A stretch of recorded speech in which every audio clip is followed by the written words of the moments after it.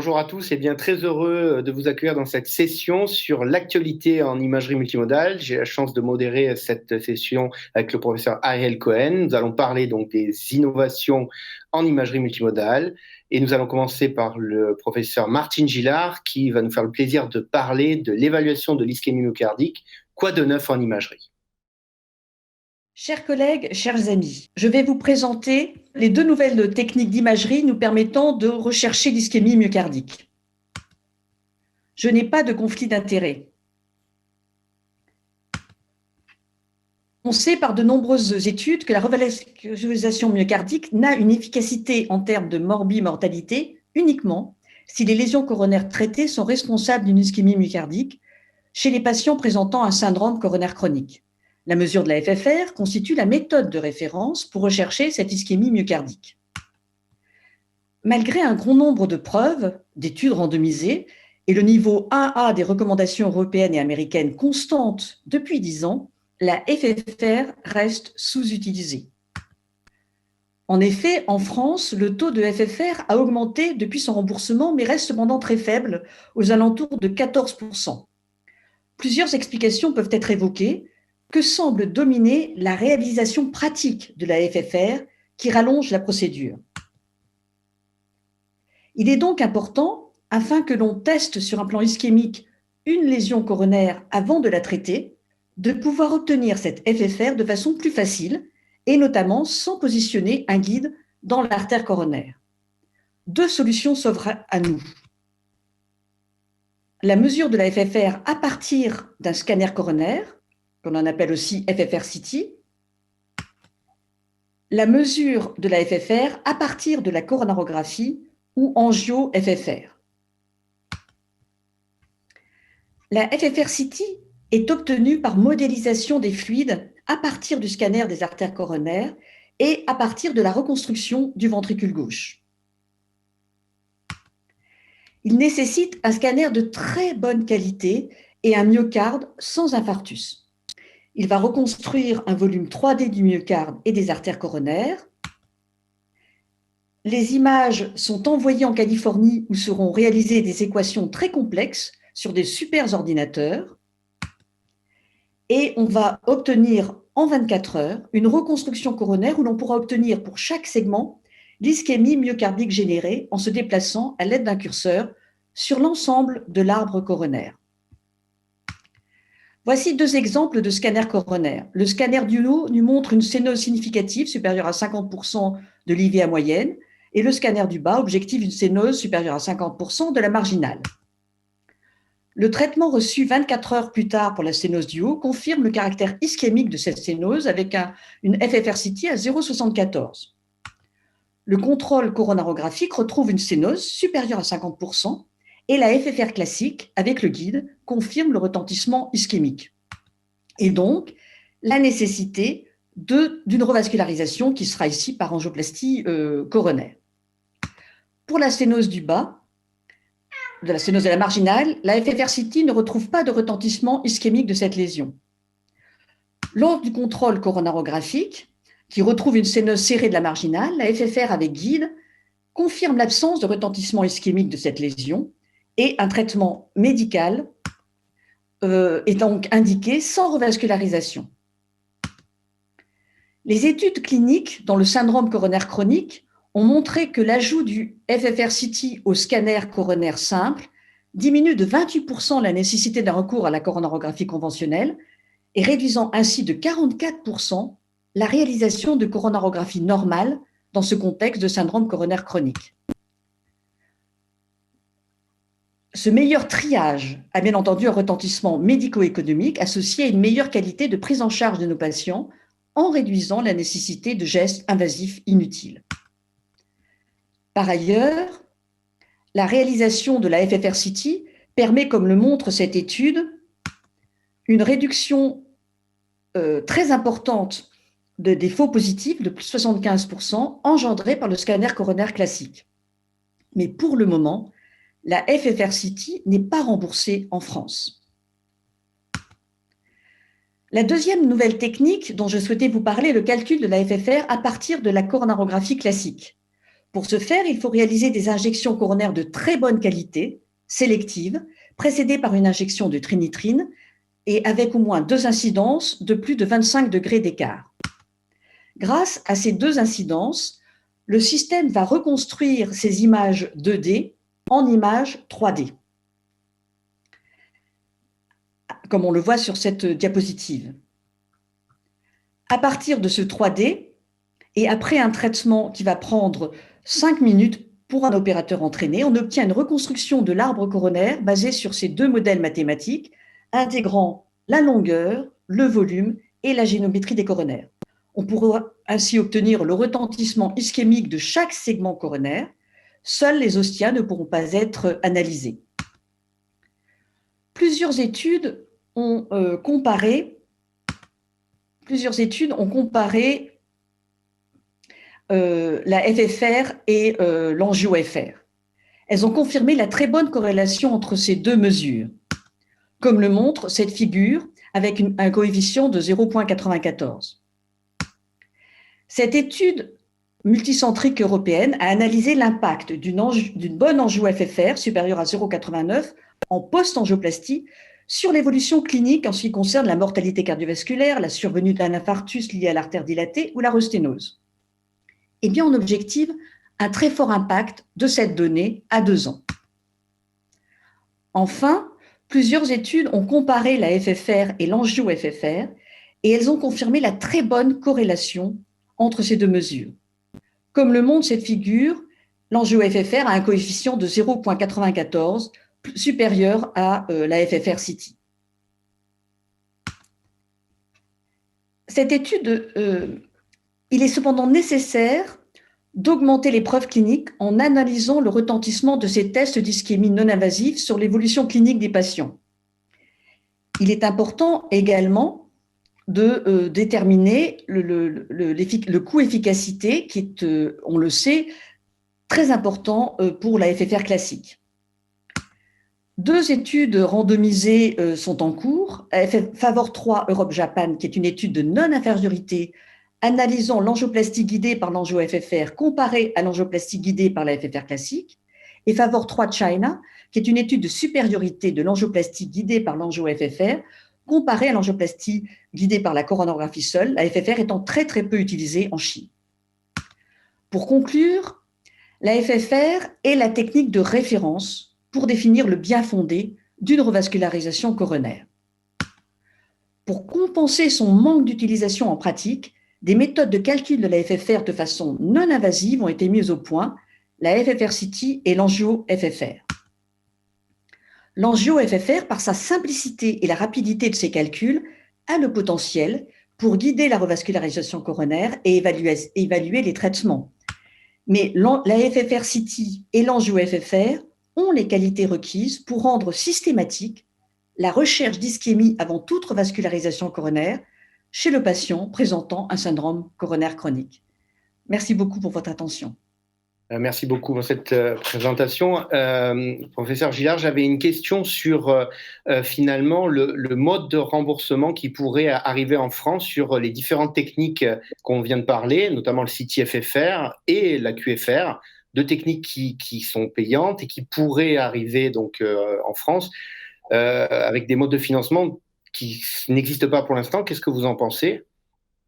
Alors en fait, c'est une excellente question et je pense que ça conditionne bien sûr l'utilisation de ces techniques qui, comme on l'a vu, nous permettraient de faire beaucoup plus de recherche d'ischémie qu'on ne le fait actuellement. Alors malheureusement, pour la FFR-CT, on a un petit problème qui est le fait d'être obligé d'envoyer pour le moment les images aux États-Unis, en Californie, ce qui bloque un peu notre haute autorité de santé. Pour la QFR, il y a semble-t-il, moins de problèmes. Et donc, il y a eu une première demande d'acte qui a été réalisée, qui a été refusée. Mais vous connaissez la ténacité de la Société française de cardiologie qui va bien sûr recommencer à demander le remboursement de ces techniques, mais pour l'instant, c'est pas simple. Merci beaucoup. Martine, moi j'avais une question pour toi. Alors, je vais te faire grâce de la question qui brûle les lèvres de tout le monde. C'est une fois que cette FFR-CT en particulier, peut-être plus que l'angio FFR pour nous, cliniciens, sera complètement installé en France, est-ce qu'il y aura encore une place pour l'échographie de stress ou la documentation de l'ischémie myocardique préalable à une discussion d'une indication de revascularisation? Mais en même temps que tu répondras à cette question, pourquoi finalement on ne dispose pas de cette technique en France ou en Europe? Pourquoi est-ce qu'on est obligé d'externaliser nos données à partir de l'acquisition en CT pour avoir ces informations pourtant qui nous paraissent indispensables? Eh bien, parce que en fait, le traitement de l'image nécessite des énormes ordinateurs qui, pour l'instant, ne sont pas disponibles. En tout cas, cette infrastructure-là n'est pas disponible en France. Alors, il faut jamais dire une technique va remplacer une autre. C'est juste, à mon avis, il faut dire que c'est une étude qui sera complémentaire, mais qui sera vraiment très, très bien placée. Merci beaucoup, Martine. Alors, je donne tout de suite la parole à Johan Lavibadi qui va traiter d'un sujet difficile, complexe, je vous préviens. C'est l'imagerie de fusion, mais avec des images magnifiques. Johan, merci beaucoup. Bonjour à tous, je vous remercie de suivre cette session qui est dédiée aux innovations en imagerie multimodalité. Je suis le docteur Lavibadi Johan, je suis échographiste interventionnel au CHU de Toulouse et je vais vous parler d'une nouvelle modalité d'imagerie en cardiologie interventionnelle qui est la fusion scanner échofluoroscopie. Voici mes conflits d'intérêts.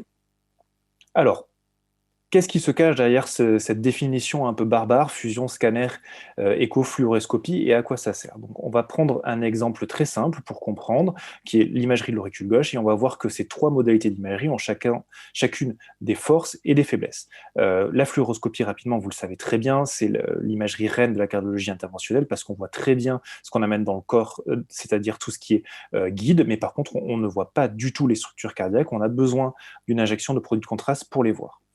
L'échographie cardiaque, elle aussi, est maintenant très répandue en salle de cathétérisme et elle permet, comme la fluoroscopie, d'avoir une imagerie en temps réel. Elle permet de bien voir les structures, mais on a une résolution spatiale qui est pas excellente. Vous voyez, pour voir l'auricule gauche, on a besoin d'une échographie transœsophagienne. Et enfin, le scanner, ça va être tout à fait l'inverse, c'est-à-dire qu'on va avoir une résolution spatiale qui est quasi parfaite. On est au du demi-millimètre, on voit très très bien. Vous voyez, dans le cadre d'un auricule gauche, on peut définir sa forme, le mesurer comme on le veut, mais par contre, ce n'est pas une imagerie du direct, donc on ne peut pas du tout guider une procédure avec un scanner. Donc, vous l'avez compris, il y a trois types d'imagerie. Vous avez deux imageries qui sont vraiment les imageries pour guider une procédure, qui sont l'échographie et la fluoroscopie, et le scanner qui est à côté. Mais le scanner, maintenant, il est indispensable en cardiologie interventionnelle. On va l'utiliser vraiment pour toutes les procédures, pour le sizing, pour savoir si c'est possible, pour choisir le type de prothèse. Et donc, jusqu'à présent, le scanner, on le laisse à la porte du CAD lab. Donc, l'idée de cette modalité de fusion qui est proposée par General Electric, c'est d'amener le scanner et tout le travail que vous avez fait sur le scanner dans l'échographe et dans la fluoroscopie pour en bénéficier pendant la procédure. Donc, je vais vous montrer un petit peu comment ça se passe en pratique, en tout cas nous, comment on l'utilise en routine au CHU de Toulouse, donc avec une procédure de fermeture de l'auricule gauche. Donc rapidement, un cas clinique, un patient de 84 ans chez qui on envisage de fermer l'auricule gauche en raison d'un risque thromboembolique élevé dans un contexte de fibrillation atriale et une contre-indication aux anticoagulants. Donc vraiment, la modalité d'imagerie que l'on va utiliser pour choisir la faisabilité et définir quel type de prothèse on va utiliser, c'est le scanner, on l'a dit, pour sa résolution spatiale. Donc ça se passe avant et on va faire des mesures. Je ne vais pas rentrer dans les détails, l'ostium, la landing zone et la profondeur, et on se base sur des abats pour choisir le type de prothèse. On ne va pas s'arrêter là, et c'est là vraiment qu'on va commencer à faire de la fusion, c'est-à-dire que ces mesures qu'on a fait, on va les matérialiser, et on va aussi matérialiser la fosse ovale pour le transseptal, et on va créer des volumes 3D, comme ça, en modélisant l'oreillette gauche, l'auricule gauche, et ce volume, on va l'amener dans la fluoroscopie, en se calant sur les bronches et sur le rachis, des structures qui sont fixes, on a la possibilité donc d'amener cette ombre reportée de volume dans la fluoroscopie et surtout aussi de matérialiser avec des cercles rouges, verts, les zones d'intérêt. On ne va pas s'arrêter là, on va aussi prendre le scanner sur clé USB, on va l'injecter dans l'échographe, et donc là, dans l'échographe va nous demander de faire des points sur la valve mitrale, va nous demander de faire les mêmes points après une acquisition 3D écho sur la valve mitrale. Ça va nous demander une dernière étape où on va se caler entre l'échographie et le scanner pour obtenir dans l'échographe, là aussi, les données du scanner sous cette forme-là. Donc là, c'est une copie de l'écran de l'échographe. Vous avez ce que vous montrez en direct en échographie à droite. Donc c'est l'imagerie en direct qui bouge. Et à côté, vous avez une imagerie mobile, c'est le scanner, mais instantanément, l'ordinateur de l'échographe vous donne exactement la même coupe en scanner que vous avez en échographie. En d'autres termes, vous montrez une coupe en échographie, l'échographe vous montre la même chose en scanner, et donc vous bénéficiez aussi de cette cartographie anatomique en plus en échographie. Donc en pratique, comment est-ce qu'on l'utilise? Donc on repart chez notre patient, on commence la procédure, on va d'emblée utiliser cette modalité pour vérifier nos mesures, et donc on refait les mesures de l'auricule, et vous voyez là sur cette capture d'écran, on fait les mesures en échographie à droite et à gauche. L'appareil vous montre l'équivalent en scanner et on peut vraiment mesurer au même endroit. Vous voyez qu'on a une petite différence sur la landing zone ici chez ce patient. On a à peu près 2 mm d'écart, mais c'est habituel et c'est très très pratique de pouvoir mesurer côte à côte entre le scanner et l'échographie grâce à cette modalité de fusion. Pour le reste de la procédure, et notamment guider la procédure, on va plutôt se baser sur la fusion entre la scopie et le scanner. Vous voyez là, pour localiser la fosse ovale pour le transseptal, on va dans le petit fer à cheval qu'on a fait sur la fosse ovale, et ensuite on affine le transseptal à l'échographie à gauche en vérifiant le tenting. Pour cathétériser l'auricule gauche, ça va être la même chose. Vous avez l'auricule gauche qui est matérialisé sur la scopie, avec les zones d'intérêt, l'ostium en rouge et en vert, la landing zone, l'endroit où on va mettre la prothèse. Une fois qu'on y est, on affine le déploiement de la prothèse à l'échographie à gauche. Si jamais on est en difficulté à l'échographie, comme ici sur mon image de droite, j'ai une image d'échographie où je vois la prothèse quasi déployée, la mitre à la droite, c'est un peu inhabituel comme type de coupe, et je ne comprends pas ce qu'il y a à gauche, mais immédiatement, l'ordinateur me montre le scanner à côté, et je vois que effectivement la prothèse est bien passée à l'entrée de l'auricule gauche. Donc, fin de la procédure, on va larguer la prothèse, on tire dessus pour vérifier qu'elle est bien implantée, et la prothèse est larguée et la procédure est finie. Voilà, l'intérêt principal, donc c'est des procédures qui sont assez courtes, ça réduit le temps de procédure, c'est assez impalpable, on trouve en pratique. Ce qui est certain, c'est qu'on n'utilise quasiment plus jamais d'iode pour ces procédures grâce à la fusion, et ça, c'est non négligeable par rapport à la néphrotoxicité potentielle de l'iode. Donc, je vais pas m'attarder plus, on a un temps imparti qui est relativement court, mais donc les messages, c'est que maintenant le scanner est incontournable en cardiologie interventionnelle. On fait tous nos sizing, que ce soit pour les TAVI, les prothèses d'auricule et j'en passe, sur le scanner. Et l'intérêt de cette modalité de fusion donc proposée par General Electric, c'est d'amener le scanner dans le cath lab et à part égale entre l'échographiste et le cardiologue interventionnel, chacun de son côté injecte le scanner dans sa modalité d'imagerie et bénéficie des avantages du scanner. Et sur la scopie, vous avez le report de l'écho. Donc, in fine, vous avez les 3 modalités d'imagerie sur le même écran partagées par tous les intervenants du cath lab. Voilà, nous, c'est vraiment une modalité d'imagerie qu'on utilise en routine pour les fermetures d'auricules et aussi pour les fermetures de fuites paraprothétiques. Moi, en tant qu'échographiste, j'avoue que je commence à utiliser la fusion avec le scanner en échographie standard, notamment sur les endocardites, c'est vraiment redoutable. Vous avez un scanner cardiaque et une échographie pour tout ce qui est abcès complexe ou fistule. C'est vraiment très pratique de pouvoir fusionner les images comme ça et les lier. Voilà, je vous remercie pour votre attention. Johan, merci beaucoup pour cette présentation, ces images magnifiques. Alors évidemment, le morphologiste est impressionné par la technique. Ça paraît peut-être un peu disproportionné par rapport au geste de fermeture de l'auricule, de mettre en place une telle technologie. Et donc, tu imagines la question, c'est est-ce que vous faites ça en routine? Est-ce que pour vous, c'est de la routine quotidienne ou est-ce que ça reste encore du domaine de l'investigation? Alors, je vous remercie pour la question. Effectivement, c'est la question qui se pose parce que c'est relativement complexe aussi à mettre en œuvre. Mais oui, donc moi j'ai parlé de la fermeture d'auricule parce qu'on l'utilise en pratique quotidienne pour la fermeture d'auricule, c'est-à-dire qu'on utilise sur toutes nos procédures la fusion entre le scanner et la scopie systématiquement, et pour les cas complexes où on est un petit peu dépassé en échographie, la fusion entre le scanner et l'échographie. Mais comme on a toujours le scanner de fait, on le charge dans l'échographe et donc oui, on l'utilise en routine. Merci pour cette excellente présentation. J'avais une autre question plus sur, du coup, comme le disait le professeur Ariel Cohen, effectivement sur la lourdeur, finalement, est-ce qu'on a des études qui montrent l'efficacité, notamment par exemple sur la diminution du temps de procédure ou des études sur la safety, notamment vous avez montré des transseptales, on sait sur des gens qui ont moins d'expérience, est-ce que finalement on a des preuves comme quoi finalement le taux de péricarde peut être diminué en fonction de l'expérimentation des opérateurs par exemple? Alors là aussi, il n'y a pas grand-chose sur la fusion entre l'échographie et le scanner. Il y a un papier de l'équipe de Massy qui est intéressant sur la fusion entre la scopie et le scanner, qui montre effectivement une diminution des temps de procédure, une diminution de l'injection d'iode. Sur l'écho et le scanner, il n'y a pas vraiment d'études parce que c'est plus effectivement un outil de pratique, d'aide anatomique à la pratique quotidienne. Il y a un travail de l'équipe de Lille sur les prothèses mitrales percutanées qui montrerait qu'effectivement, on peut peut-être mieux évaluer le risque d'obstruction intravégée avec cette fusion-là, en superposant les images d'échographie 3D et le scanner. Mais pour ce qui est de la safety du transseptal, non, il n'y a pas grand-chose.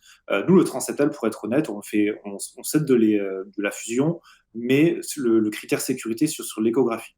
C'est l'ETO qui fait foi pour la sécurité. Merci beaucoup.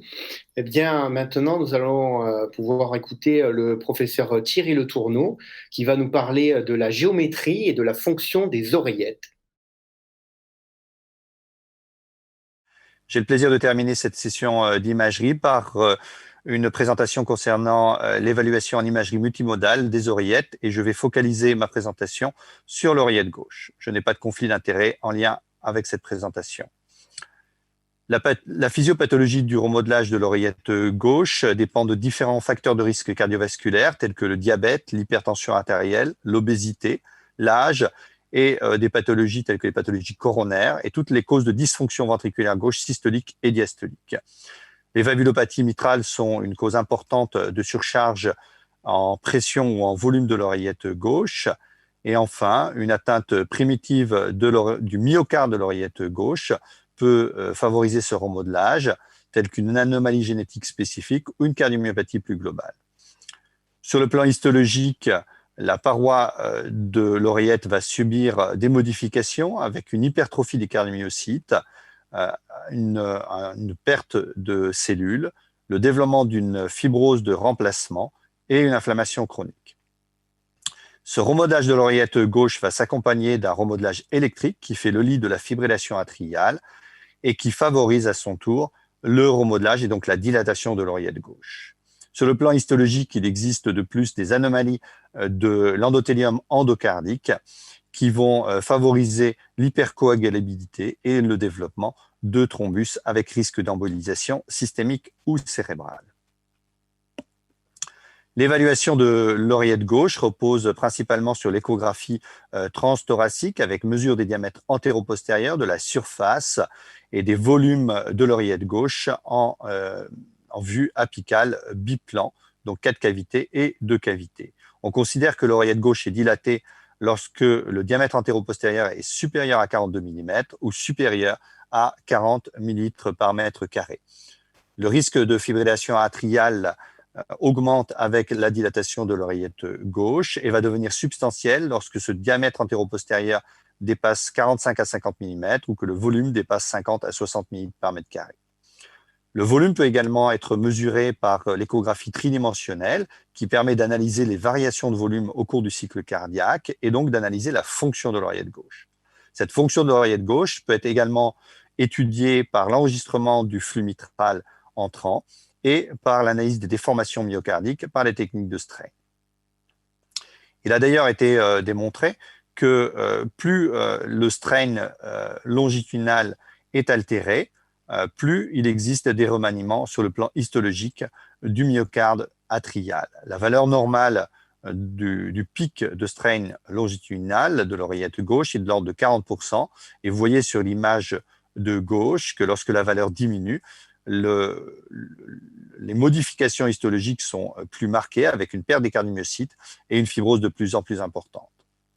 Sur le graphique en bas à droite, vous pouvez noter de plus que cette modification du strain longitudinal s'associe à une augmentation du risque de développement de fibrillation atriale.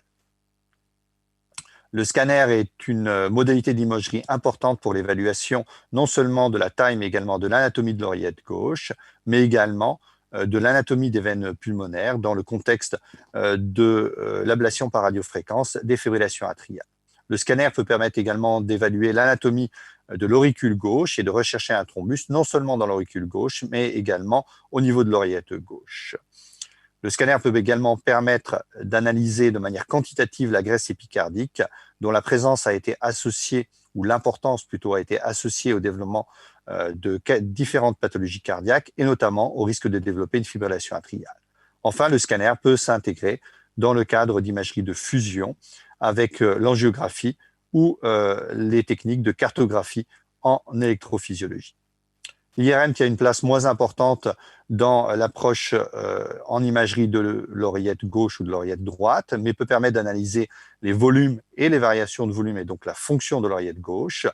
Certaines techniques ou certaines séquences en cours de développement pourraient permettre d'analyser la fibrose myocardique de l'oreillette gauche.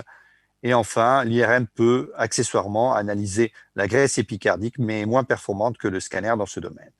Le futur de l'IRM et le développement de nouvelles séquences à haute résolution pour analyser les propriétés histologiques et anatomiques de l'oreillette gauche. Je terminerai cette présentation par quelques mots concernant l'auricule gauche, qui est donc un élément important de l'oreillette gauche. Son évaluation se fait essentiellement par l'échographie transœsophagienne bidimensionnelle ou tridimensionnelle, qui peut permettre d'évaluer l'anatomie, la fonction, rechercher du thrombus et rechercher la présence de contrastes spontanés. Et le scanner prend une place également importante pour l'évaluation de son anatomie et notamment les différentes formes anatomiques que vous pouvez voir sur l'image en bas à droite, rechercher le thrombus et surtout guider l'occlusion de cette auricule et notamment par l'évaluation de l'abouchement de l'auricule dans l'oreillette gauche. Pour conclure, l'évaluation de l'anatomie et de la fonction de l'oreillette gauche est basée sur une approche en imagerie multimodale, mais l'échographie transthoracique et transœsophagienne reste l'imagerie de première ligne. Le scanner prend néanmoins une place de plus en plus importante, notamment dans le contexte de la cardiologie interventionnelle, pour l'évaluation de l'oreillette gauche, de l'auricule gauche et des veines pulmonaires. L'évaluation de la fibrose myocardique est un objectif important des techniques d'imagerie, mais est très difficile à évaluer en pratique clinique.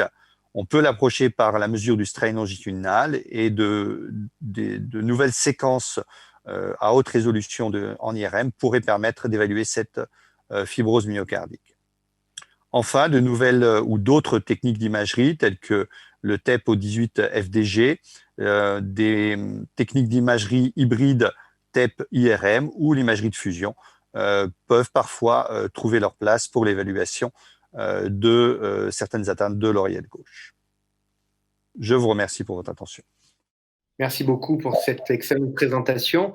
J'avais une question en fait sur finalement en pratique, est-ce que vous utilisez donc ces mesures? On sait que souvent c'est en post-traitement sur des stations, mais on sait aussi que des fois les acquisitions sont pas parfaitement centrées sur l'oreillette et si on les fait pas finalement comme on peut faire pour le strain du VG au fil de l'eau, on peut s'apercevoir que les acquisitions n'étaient pas correctes. Comment en pratique vous êtes organisé?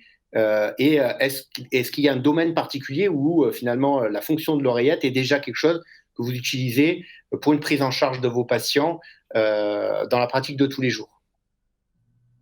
Merci beaucoup Gilles pour cette très bonne question. Effectivement, il faut dans la démarche d'acquisition des images penser maintenant à acquérir des vues de l'oreillette gauche dynamiques et pas simplement des images fixes.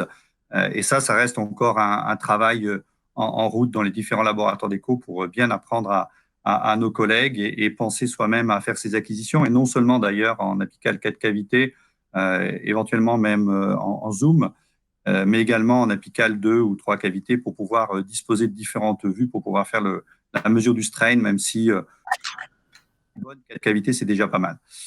Donc ça, c'est une première étape. Par rapport à la deuxième partie de ta question concernant l'utilisation en pratique clinique, Il est vrai que le volume de l'oreillette gauche va être intéressant sur un certain nombre de pathologies, mais le strain, l'évaluation par strain va pouvoir apporter des informations qui sont extrêmement intéressantes dans des pathologies où on va avoir une atteinte vraiment de la paroi et une atteinte de la contractilité myocardique. Et on peut évoquer ici, par exemple, l'amylose, où on sait que cette atteinte va se traduire par une altération, plus une altération de la déformation, donc de la contractilité, qu'une altération du volume. Donc je pense que dans ce type d'indication, il y a des travaux intéressants qui ont été publiés dans ce domaine, notamment par l'équipe de Limoges, pour montrer que l'évaluation en strain peut avoir un intérêt complémentaire ou supplémentaire plutôt par rapport au simple volume. Merci Thierry, le temps est passé, donc j'avais une question, mais je vais faire un commentaire si tu permets. Nous allons faire paraître dans quelques semaines des recommandations sur l'utilisation d'imagerie multimodale dans la détection des sources cardiaques d'embolie.